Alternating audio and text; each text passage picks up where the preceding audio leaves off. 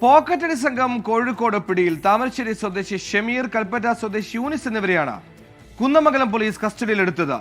മോഷണം മുതൽ ഉപയോഗിച്ച് വാഹനങ്ങളും കച്ചവട സ്ഥാപനങ്ങളും പ്രതികൾ വാങ്ങിയതായി പോലീസ് പറയുന്നു.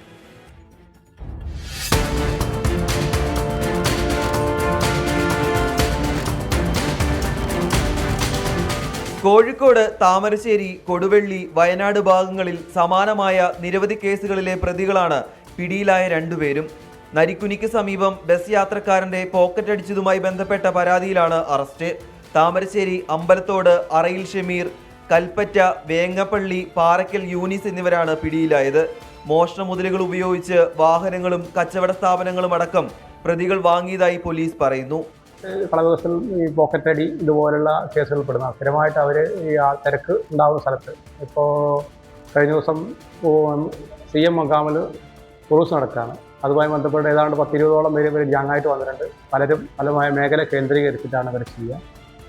അതിൽ ഭാഗമായിട്ട് 2 പേര് പോക്കറ്റ് അടിച്ച് ഞങ്ങൾക്ക് സൂചന ഉണ്ടായിരുന്നു. ഞങ്ങൾക്ക് KSRTCയിലെ CCTV ഫുട്ടേജിൽ നിന്ന് കിട്ടിയിരുന്നു. തിരക്കുള്ള സ്ഥലങ്ങളിലും വാഹനങ്ങളിലും ഉത്സവ സ്ഥലങ്ങളിലും കേന്ദ്രീകരിച്ചാണ് ഇരുവരും മോഷണം നടത്തിയിരുന്നത്.